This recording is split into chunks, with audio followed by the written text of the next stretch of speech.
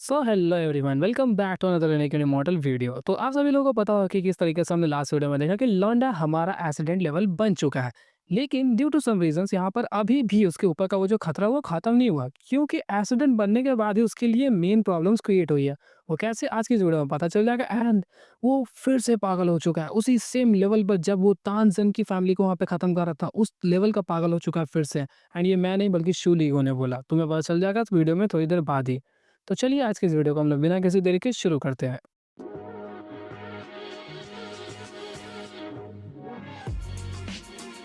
तो जैसे कि हम सभी लोगों ने लास्ट वीडियो में देखा कि किस तरीके से हम लोग का वालिद पहुंच चुका था उसी केव के अंदर में जहां पर वो याओ शीशु के साथ में पहुंचा। एंड वहां पर पहुंचने के बाद उसने जोई की क्रिस्टल को पूरी तरीके से ऑब्जॉर्व किया एंड खुद के क्रिस्टल को क्रिएट करने के बाद 10 साल एक ककून के अंदर में कैद था, जहां पर उसने अपनी पूरी की पूरी बॉडी रिफाइनमेंट को कंटिन्यू रखा। एंड 10 सालों बाद वो बन के निकलता हम लोग का एक्सीडेंट। जैसे उसकी आंखें यहाँ पर खुली तो वो उठता तो उसकी बॉडी के अंदर से चढ़ाने की आवाज़ आ रही थी। लेकिन सडनली यहाँ पर हम लोग को दूर कहीं पर एक जगह पे एक टावर दिखाया जाता है।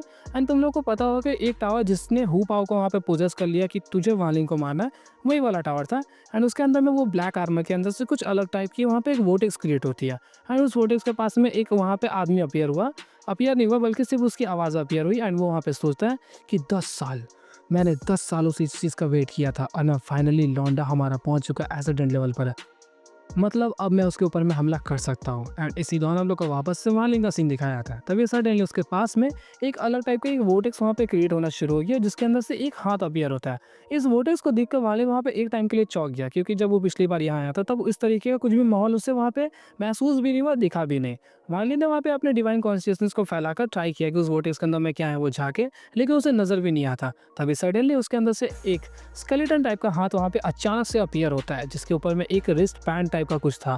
एंड वो सीधा वालिंग की तरफ में हमला कर दिया। वालिंग ऊपर में जैसे ये हमला होने वाला था तो वहाँ पे ऑफकोर्स वालिंग उस चीज़ को डिफेंड करने का ट्राई करेगा ही। तो एक्चुअली में सिचुएशन के दौरान क्या हुआ, वो जो ब्लैक आर्मर वाला कल्टीवेटर है वो वालिंग की एसिडेंट सोल को यहाँ पे ऑब्जॉर्व करना चाहता है, क्योंकि अगर कोई भी कल्टीवेटर एसिड में ब्रेथ थ्रू करता है तो उसे ऑलमोस्ट 49 डेज लगते हैं उसकी बॉडी के साथ में पूरी तरीके से मर्ज अप होने में।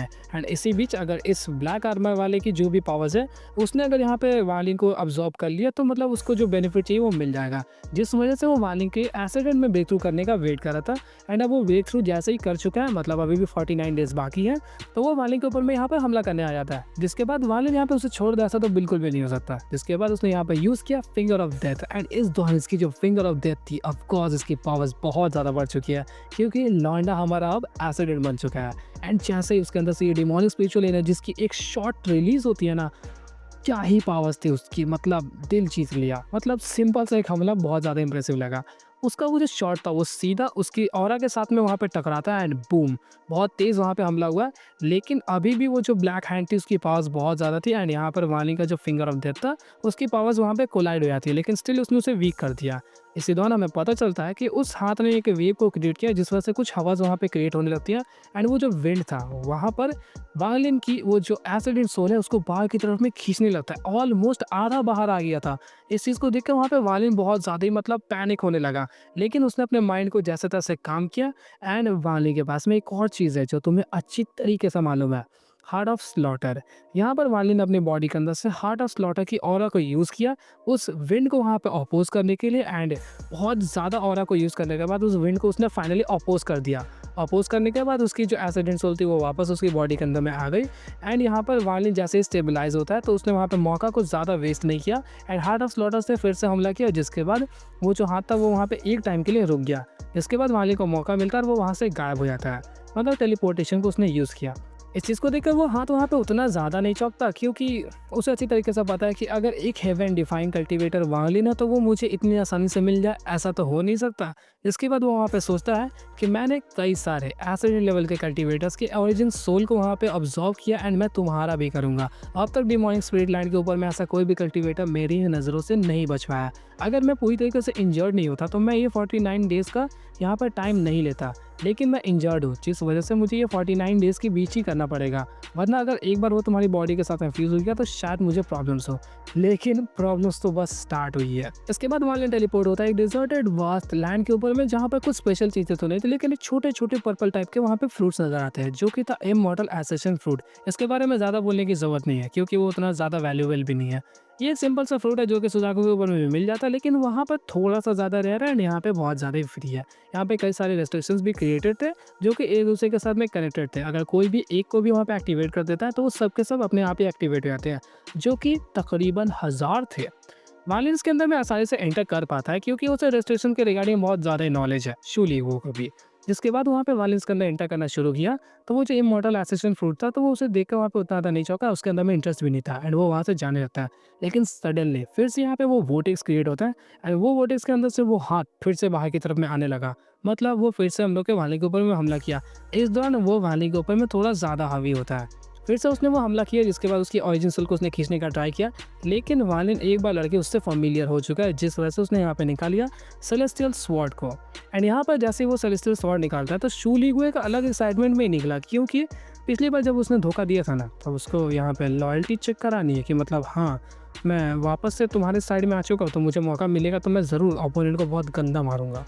इसके बाद शू लीगो फुल अटैक मोड में उसके ऊपर में हमला करता है, लेकिन वो जो हैंड है वो बहुत ज़्यादा ही पावरफुल है, जिस वजह से वो सेलेस्टियल स्वॉर्ड का वार उसके ऊपर में कुछ ज़्यादा काम नहीं किया। इनफैक्ट उसने उसे पकड़ भी लिया और उठा के फेंक भी दिया।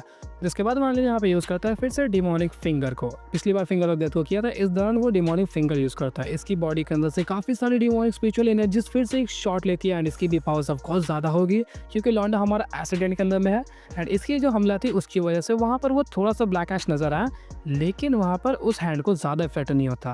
इसी दौरान उसने अपनी बॉडी के अंदर से एक अलग टाइप की ब्लैक ऑरा को रिलीज किया एंड वालिंग की तरफ में ट्रांसफर करना शुरू कर देता है एंड वो लिटरली वालिंग के बॉडी के अंदर में एंटर भी कर दिया। एंटर करने के बाद वो वालिंग की बॉडी को डिवोर करना स्टार्ट कर देती है एंड उसके ऑक्सीडेंट सोल के ऊपर में भी हमला करने लगती है। इसी दौरान वालिंग को पता चला कि अगर उसने इसे जल्द से जल्द नहीं रोका तो वो ज़रूर इसकी बॉडी को पूरी तरीके से साथ कैप्चर भी कर ले। लेकिन वालिंग की बॉडी वहाँ पे काफ़ी ज़्यादा फील थी, और तुम्हें पता है कि वालिंग की बॉडी कितनी ही वीक हो, उसकी मेंटालिटी कभी भी वीक नहीं होती, जिस वजह से यहाँ पर वालिन ने आसपास में वो जो हज़ारों से भी ज़्यादा इमॉर्टल एसेसिन फ्रूट्स है उसको एक कट्ठा वहाँ पे निचोड़ा एंड उसके रस को पी लेता है। मैं बता दूँ कि ये जो इमॉर्टल एसेसिन फ्रूट है वो एक्चुअली में कुछ ऐसा फ्रूट है जो कि अगर कोई मॉडल खा ले तो वो पगला जाए, और अगर कोई कल्टीवेटर खा ले तो वो उसके लिए एक टाइप का नशे का काम करता है, क्योंकि इसके अंदर का वो जो डिज़ायर और ऑब्सेशन होता है ना कि खुश कर देने वाला चीज़, वो बहुत ज़्यादा है, जो कि एक मॉडल के ऊपर में तो एक 100 गुना से भी ज़्यादा काम करेगा और एक कल्टीवेटर के ऊपर में स्लाइटली काम करता है। मतलब इतना कि वो एक नशे की तरह करे। लेकिन अगर वाले ने यहाँ पे 1000 से भी ज़्यादा खाया तो सोच लो वानी के ऊपर में भी क्या काम करेगा। वाले ने जैसे उसे खाया तो ऑफकोर्स उसकी बॉडी के अंदर का वो जो खुशी वाला इंटेंट है वो बहुत ज़्यादा ही बढ़ने लगता है, जो कि उस सोल के ऊपर में भी अटैक करने लगा, पता नहीं कैसे। एंड इसी दौरान वालिन के माइंड जो कि अभी भी काम है, जो कि उस चीज़ को सप्रेस करने का ट्राई कर रही थी, उसके अंदर से अब रिलीज होना स्टार्ट हो जाती है बैटल इंटेंट। बैटल इंटेंट तुम सभी को पता है कि क्या चीज़ है, हम लोग का वालिन एंड उसका वो बैटल इंटेंट। जैसे ही वो दोनों उसकी बॉडी के अंदर में क्रिएट होने लगे ना, वो डिज़ायर एंड वो जो बैटल इंटेंट है वो एक दूसरे के साथ में कोलाइड हो रहा था एंड वो वोटिक्स को क्रिएट करता है। मिक्स तो नहीं हो सकते क्योंकि तुम्हें भी मालूम है दोनों एकदम अपोजिट है। एंड वो जो वोटिक्स क्रिएट होता है उसने लिटरली उस ब्लैक शैडो की हालत ख़राब कर दी। वो खुद ब खुद ही उसके अंदर से बाहर निकल गया बड़ी मुश्किल से। लेकिन इस दौरान तक वालिन की बॉडी अब उस ऑब्सेशन यानी कि उसकी बॉडी के अंदर में वो जो खुशी वाला चीज़ है वो बहुत ज़्यादा बढ़ चुका है। एंड इस दौरान वालिन का बैटल इंटेंट भी, वालिन अब बिल्कुल अलग नज़र आता है। उसके आसपास में थोड़ी सी इंजरीज हो गई थी जिस वजह से खून वगैरह निकल रहा था, लेकिन वो जो ब्लैक या फिर रेड स्टैंड्स नज़र आ रहे थे ना, अलग लेवल था, एकदम भयानक से। वो बिल्कुल अलग कन्फ्यूजन में पहुंच चुका है कि एक तरह से वो मारना भी चाहता है, एक तरह से वो खुश भी है। मतलब सोच लो डेडली कॉम्बो है यहाँ पर। जिसके बाद उसने काफ़ी तगड़े मार मारे उस ब्लैक शैडो एंड उस ब्लैक हैंड को, एंड इतना तगड़ा मारता है कि वो ब्लैक हैंड भी एक टाइम के लिए पीछे की तरफ हट गया। जिसके बाद उस ब्लैक हैंड ने जैसे ही फिर से वालिन के ऊपर में हमला किया तो वो उसे दोनों हाथों से पकड़ लेता है। पकड़ने के बाद घुमाया, काफ़ी तेज़ मारा, जिसके बाद उसको काफ़ी ज़्यादा इंजरीज होती है। एंड ये इंजरीज सिर्फ उस हाथ को नहीं बल्कि उस ब्लैक आर्मर की स्पीड को भी होती है, जो कि उस टावर में बैठा हुआ है। उसका दिमाग घूम गया, उसने सोचा नहीं था कि वालिन इतना ज़्यादा पावरफुल होगा। जिसके बाद वो उसके ऊपर में जितने हमले कर रहा था वो उसे ब्लैक ऐश सभी के सभी टावर्स में भी महसूस हो रहे थे। एंड इस दौरान वो सोचता है भाई मैंने पता नहीं किससे पंगा ले लिया। जिसके बाद वो वहाँ से भाग जाता है। और वालिन के फैंस को अच्छी तरीके से पता है कि वालिन से कभी भी उसकी एनिमीज भाग नहीं सकते। जिसके बाद वो वहाँ पर गायब तो हो गया, लेकिन वालिन के बॉडी के अंदर में काफ़ी ज़्यादा चेंजेस आ रहे हैं। मतलब उसके अंदर में अभी भी वो डबल मीनिंग वाली चीज़ें हैं, जिस वजह से वो कन्फ्यूजन में था, लेकिन उसकी माइंड को वो अभी भी काम रख सकता है, जिस वजह से वो अटैक्स को परफेक्टली वहाँ पे परफॉर्म कर पा रहा है। जिस वजह से वो अब आगे की तरफ बढ़ने लगता है, उसी हज़ारों किलोमीटर दूर ब्लैक टावर की तरफ में। एंड जब वो बढ़ रहा था ना इस तरफ, उसके आसपास से वो जो डेथली ऑरा रिलीज हो रही थी वो बिल्कुल अलग लेवल हो चुकी थी। इस चीज़ को देखकर शू ली को सोच लेता है कि ये फिर से पागल हो गया है। तानसेन की फैमिली के खिलाफ जैसा था वो बिल्कुल वैसा बन चुका है। एंड मुझे लगता है कि वो तानसेन की फैमिली के खिलाफ थोड़ा काम ही था, लेकिन स्टिल इस दौरान वो ज़्यादा पागल लग रहा था। वो सिर्फ उस तरफ में बढ़ रहा है एंड उसे लग रहा था जैसे वो मौत का सौदागर है। बिल्कुल उस तरीके से वो वॉक कर रहा था। उसकी पावर्स अलग लेवल ही थी वहाँ पर। इसके बाद ही वालिन जब और भी ज़्यादा आगे की तरफ में बढ़ता है तो वहाँ पर हम लोग को नजर आता है दाल वो शॉर्ट सेट का एक कल्टीवेटर जिसका नाम था जी शू। एक्चुअली में ये कल्टीवेटर मतलब तुम्हें पता होगा कि 12 लोग इकट्ठा घुसे थे, लेकिन वो लोग अपने अपने रास्ते जा चुके हैं, जिस वजह से यहाँ पे अकेला तो था लेकिन इसके साथ में तकरीबन वहाँ पर 30,000 डिमोनिक सोल्जर्स थे। एंड इसने जब वालिन को उस तरफ में देखा तो इससे पता चलता है कि वो एक्चुअली में एक एक्सीडेंट लेवल का कल्टीवेटर है, क्योंकि इसने उसकी पावर्स को अच्छी तरीके से वहाँ पे महसूस कर लिया था। बट स्टिल वो चाहता नहीं था कि वो इसके साथ में लड़े। लेकिन जैसे ही उसने देखा कि ये बहुत ज़्यादा इंजर्ड है तब उसके मन में लालच आ जाता है, क्योंकि उसने देखा कि एक तो ये एक्सीडेंट लेवल का कल्टीवेटर है जिस वजह से इसकी जो एक्सीडेंट क्रिस्टल है वो उसे मिल सकती है। इनफैक्ट इसके पास में कई सारे ट्रेजर्स वगैरह भी हो सकते हैं। एंड इसी लालच में वो बढ़ता है वांग लिंग की तरफ में उसे जान से मारने के लिए, क्योंकि इसके कल्टीवेशन पीक सोल ट्रांसफॉर्मेशन पर थी तो वो कॉन्फिडेंट था कि वो आराम से इसे मार सकता है। लेकिन सीन बिल्कुल पलट जाता है।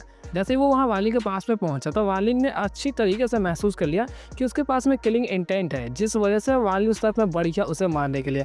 एंड एक बार शायद से अचानक से पलक झपकर वो वहाँ पे वालिन गायब हुआ और वो सीधा पहुंच जाता उसके कंधे के पास। एंड उसने जैसे उसके कंधे पर हाथ रखा उसकी बॉडी के चीतरे चीतड़े उड़े आते हैं। मतलब पता नहीं क्या लेवल का स्लॉटर कर रही है। लिटरली उसकी बॉडी जब चीतरे उड़े तो उसके अंदर से वो जो ग्रे फॉग का स्टैंड था उसकी बॉडी के अंदर में एंटर कर गया। मतलब एक और लाइफ सोल उसकी बॉडी के ऊपर में क्रिएट हो चुका है। इसी दौरान वहाँ पे वो जो 30,000 डिमोनिक सोल्जर्स है, क्या वालिन उसे छोड़ देगा? बिल्कुल नहीं। वालिन ने उन 30,000 डिमोनिक सोल्जर्स को भी वहाँ पर जान से मार दिया। एंड उन सभी को मारने के बाद उसके बीच से जब वॉक कर रहा था ना, ओ माय गॉड भाई, मतलब उसकी बॉडी से जो थी ना वो डेड बॉडीज, उनके अंदर से वो ग्रे स्ट्रैंड्स उसकी बॉडी के अंदर में एंटर कर रही थी। यानी इस दौरान वो लग रहा था जैसे वो क्या लग रहा है, बिल्कुल शब्द नहीं मेरे पास उस चीज़ मूवमेंट को बयां करने के लिए। इसी दौरान हम लोग को वही ब्लैक आर्मर वाला कल्टीवेटर नजर आता है जो कि उस टावर के अंदर में था। एंड वो सोच रहा था कि इसका बैटल इंटेंट कितना ज़्यादा पावरफुल है, मेरे पास जो पावरफुल अटैक्स थे मैं उनसे इसे आसानी से मार सकता था, वो भी जान से, लेकिन ये अभी भी यहाँ पर जिंदा है। मतलब ये बिल्कुल पागल हो चुका है। एंड इस दौरान उसकी भी यहाँ पर फट रही थी। वो सोच रहा था कि इस डिमोनिक स्पिरिट लैंड के ऊपर में उसने कई सारे एसिडेंट लेवल के कल्टीवेटर्स को मारा है, उनका चूस लिया है एसिडेंट सोल को, गलत मत समझो।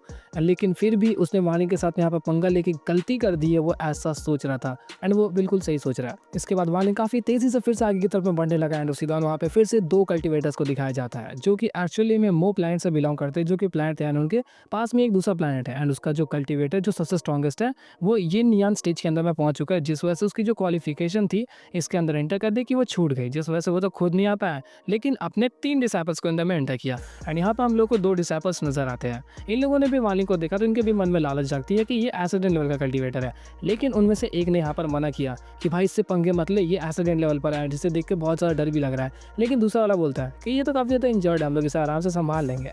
एंड तुम्हें पता है कि क्या होगा। मतलब वालिन वहाँ पे जैसे ही फील करता है कि इसके अंदर में थोड़ी सी भी किलिंग इंटेंट है, वालिन ने एक को वहीं निपटा दिया, एक ही रैप्टे में। इसके बाद ही वहाँ पे वो जो दूसरा कल्टीवेटर था जिसने बोला कि हम इसे मार पाएंगे, वो जैसे ही कुछ बोलने आता है कि मैं मो प्लैनेट है वगैरह कुछ भी, कि मतलब मैं कहाँ से आने वाला हूँ, और जैसे उसने मो बोला उसी दौरान वालिन ने उसे भी जान से मार दिया।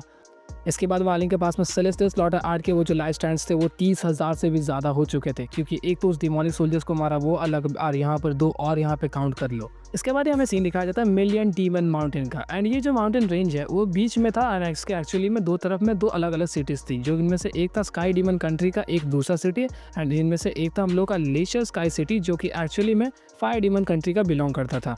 यहाँ पर लेशर स्काई सिटी के अंदर में वहाँ पे कई सारे पावरफुल कल्टीवेटर्स थे, ऑलमोस्ट 1 लाख डिमोनिक सोल्जर्स, 10 से ज़्यादा generals including 1 vice commander in chief. And तुम्हें पता है कितने हाई पोजीशन वाले कल्टीवेटर्स यहाँ पर थे। एंड इस दौरान हमें पता चलता है कि इन लोगों को यहाँ पर रखा गया है स्पेशली मार्लिन को मारने के लिए, क्योंकि मार्लिन ने फायर डीमन सिटी के अंदर में ऐसे कई सारे कल्टीवेटर्स को मार दिया था। तुम लोगों ने देखा कितने सारों को, जिस वजह से उन लोगों ने यहाँ पे सोचा था कि वो लोग इसे जान से मारेंगे। एंड यहाँ पे वाइस कमांडर इन चीफ थोड़े से चिड़चिड़ाए हुए थे, क्योंकि उनको किसी काम की वजह से स्काई डीमन सिटी में आना था। लेकिन यहाँ पर डीमन एम्परर ने बोला कि तुम पहले जाओ इसे निपटा के आओ, जिस वजह से वो यहाँ पे थोड़ा सा फ्रस्ट्रेटेड था। इसी बीच वहाँ पे कुछ कल्टीवेटर्स यानी कि डीमन जनरल्स के बीच में बातचीत होती है कि हम लोग इस कल्टीवेटर को आराम से मार देंगे, इसकी कल्टीवेशन ज़्यादा नहीं है, इनफैक्ट ये इंजर्ड भी है, जिस वजह से वालिन के साथ में वहाँ पे लड़ाई होने वाली है। वालिन वहाँ पे पहुँचता उससे पहले ही एक cultivator vice commander in chief के सामने अपीयर होता है, जिसका नाम था यिन टोंग। उसने वाइस कमांडर इन चीफ को यहाँ पर बोला कि मैं उस कल्टीवेटर को मारना चाहता हूँ, एंड वो ऐसा इसलिए करना चाहता था ताकि वो वाइस कमांडर इन चीफ की नज़रों में आ जाए, जिस वजह से उसे प्रमोशन वगैरह मिले। एंड वहाँ पर वाइस कमांडर इन चीफ ने बोला, जा तू भी मुझे ले ले। जिसके बाद वो वहाँ पे चला था लड़ने के लिए। इसी बीच वालिन वहाँ पे पहुंच चुका था। यिन डॉन ने देखा कि यहाँ पर ये एसिडिन लेवल पर तो है, लेकिन ये काफी ज्यादा इंजर्ड है, और इसने सोचा कि मेरे पास में 3 लाख से भी ज्यादा डेमोनिक स्पिरिचुअल एनर्जी है, मतलब मैं भी एसिडिन लेवल के अंदर ही हूँ ऑलमोस्ट, जिस वजह से मैं इसे आसानी से मार दूंगा। लेकिन वालिन को उसने वहाँ पर जाकर जैसे बोला कि इन कमर यहीं रुक जाओ, तो इस चीज को देख के वाइस कमांडर इन चीफ काफी ज्यादा खुश होते हैं कि इस लौंडा में कुछ तो बात है। लेकिन यहाँ से मामला स्टार्ट होता है। वांगलिन ने वहाँ पे कुछ भी सोचा समझा नहीं, वो रुकता भी नहीं, वो आगे की तरफ बढ़ते हुए वहाँ पे इस्तेमाल करता है फिंगर ऑफ डेथ। एंड तुम्हें पता है फिंगर ऑफ डेथ की पावर्स कितनी ज़्यादा बढ़ चुकी है, जिस वजह से वहाँ पर यिन डॉन बिल्कुल भी बचने के चांसेस ही नहीं मिलते। वो सोचता समझता कुछ भी उससे पहले वो मर गया। एंड इस चीज़ को देखकर वहाँ पे वो जो 1 लाख डिमोनिक सोल्जर्स जो कि चिल्ला रहे थे इस फाइट को देखने के लिए हो करके, उन सभी की धड़कनें तेज़ हो गए एंड वो लोग चुप हो गए। मतलब पूरा का पूरा माहौल ठंडा पड़ चुका था। इसके बाद असली स्लॉटर स्टार्ट होता है। इसी दौरान हम लोग का vice commander in chief 1 lakh demonic soldiers को ऑर्डर देता है कि तुम लोग साथ में मिलकर एक फॉर्मेशन को क्रिएट करो, जिस वजह से उन 1 लाख सोल्जर्स की बॉडी के अंदर से काफ़ी सारी डिमोनिक स्पिरिचुअल एनर्जीज रिलीज होना स्टार्ट हो जाती है।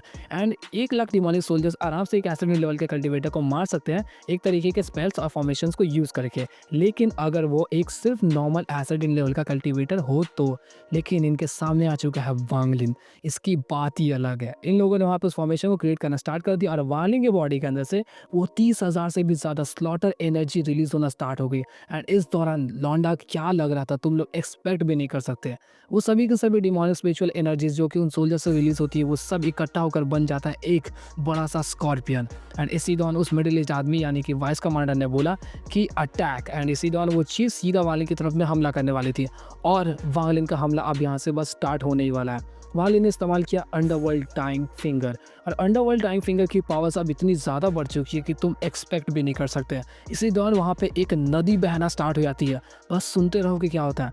इतनी तेज़ एक नदी बहना स्टार्ट हो गई कि जिसके अंदर में बादल टाइप की कुछ चीज़ें नजर आ रहे थे, एंड उसके अंदर में कई सारे जानवरों, इंसानों, कल्टिवेटर्स के हाथ पैर थे, खून था, फ्लैश था, एंड इतना भयानक मंजर था कि कोई भी कह दे कि ये पूरी की पूरी मौत की नदी है, इसके अंदर में कोई कल्टिवेटर बच ही नहीं सकता। वालिन की ये नदी जैसे ही वहाँ पे बहना स्टार्ट होती है, मतलब इसने अपने डेथ डोमेन को वहाँ पे एक्टिवेट कर दिया था। इस दौरान ये जो हम लोगों को दाव देखने को मिलता है वो एक्चुअली में एक अंडरवर्ल्ड रिवर है, जो कि वालिन ने 10 सालों का समय लेकर इसे कॉम्प्रिहेंड किया, जब अपने वो ओरिजिन 16 डोमेन को एक साथ में फ्यूज कर देता है। वालिन इससे भी बड़े हार्वेस्ट को कर सकता है। मतलब इस 10 सालों में जो खजाने को उसने अचीव किया, ये बस एक छोटा सा पन्ना था। इस चीज़ को देख के वहाँ पे जितने भी डीमन चिल्लर्स थे, वो लोग अटैक करने वाले थे, वो सभी उस लहर की चपेट में आ जाते हैं, एंड वो सब के सब उसी नदी के अंदर में बह गए। मतलब उनकी मौत निश्चित है। उन लोगों ने कई सारे स्पेल्स का यहाँ पे इस्तेमाल किया उस चीज़ को रोकने का, लेकिन तुम्हें पता है वांगलिन ही रहेगा।